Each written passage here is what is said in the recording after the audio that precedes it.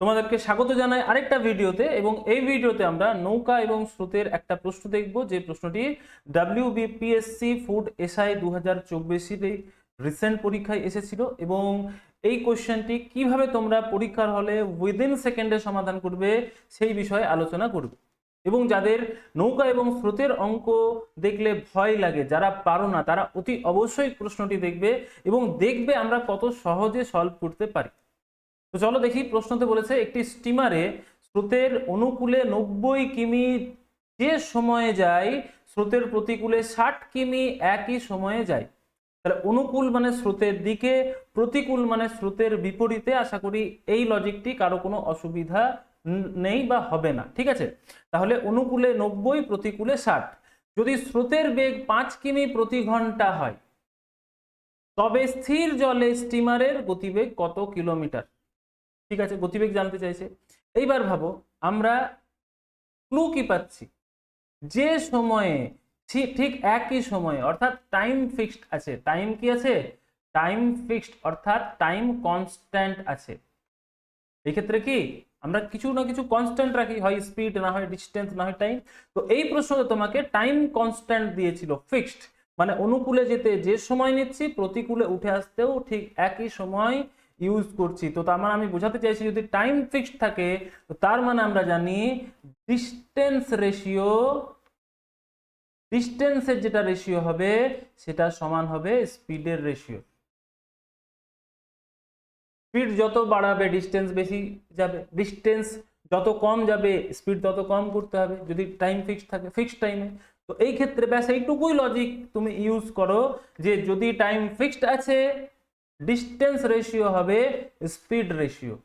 তাহলে তোমাকে বলেছে অনুকূলে, অর্থাৎ আমি এরকম লিখছি, অনুকূল মানে ডাউন স্ট্রিম, তাহলে ডিএস লিখছি ডাউন স্ট্রিম, এবং প্রতিকূলে আপ স্ট্রিম অর্থাৎ ইউএস লিখছি আপ স্ট্রিম, ঠিক আছে।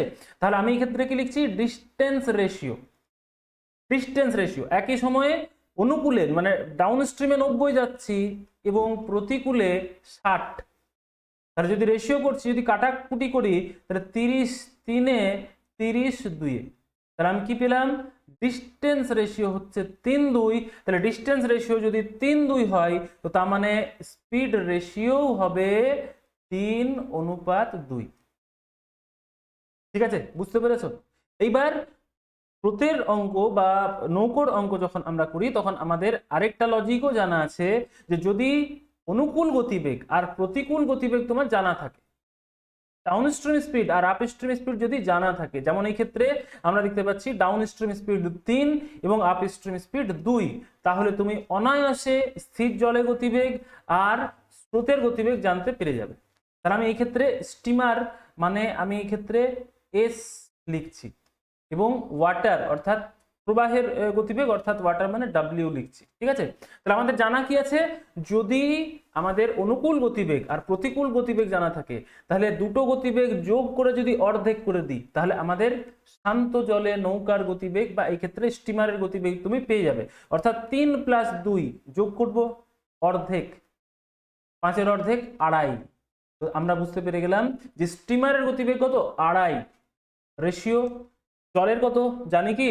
বিয়োগ করে অর্ধেক। আবার বলছি, যদি দুটো গতিবেগ জানা থাকে, তাহলে দুটো গতিবেগ যোগ করে যদি অর্ধেক করি, তাহলে স্থির জলে নৌকার গতিবেগ পাই। আর দুটো গতিবেগ যদি বিয়োগ করে অর্ধেক করি, তাহলে আমরা জলের বা প্রবাহের গতিবেগ পাই। তাহলে 3 থেকে 2 বাদ দিয়ে দাও, 1, 1-এর অর্ধেক 0.5। ব্যাস, তোমার অঙ্ক রেডি হয়ে গেল। দাও কেন রেডি হলো? তোমাকে রিয়েল ভ্যালু কি দেওয়া আছে?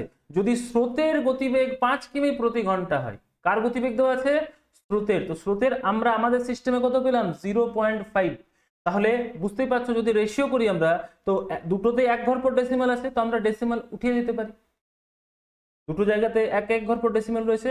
তো আমাদের এই ক্ষেত্রে দেখো, আমাদের সিস্টেমে 5 আছে, তো আমাদের অঙ্কতেও 5 দেওয়া আছে, মানে মিলে গেল, সেম টু সেম আছে। আমরা যেভাবে নির্ণয় করলাম 5, তাহলে 5-এ 5 অর্থাৎ 1 গুণ, অর্থাৎ 25-এ 1 গুণ করো না করো তোমার উত্তর রেডি আছে। অর্থাৎ স্থির জলে স্টিমারের গতিবেগ কত? 25 kilometre per hour. 25 kilometre per hour, অর্থাৎ অপশন সি ছিল এই প্রশ্নের সঠিক উত্তর। আবার বলছি, যে যদি আমরা একটু স্টেপগুলো কম লিখি তাহলে অনেক জলদি সমাধান করতে পারবে। আমি বোঝানোর জন্য তোমাদেরকে এত কিছু লিখে বোঝালাম, ঠিক আছে? আশা করি এই প্রশ্নটি যেভাবে আমি সমাধান করলাম তোমাদের ভালো লেগেছে বা তোমরা বুঝতে পেরেছো। যদি এই ভিডিওটি তোমাদের ভালো লেগে থাকে অতি অবশ্যই লাইক করবে এবং বন্ধুদের সাথে শেয়ার করে দেবে।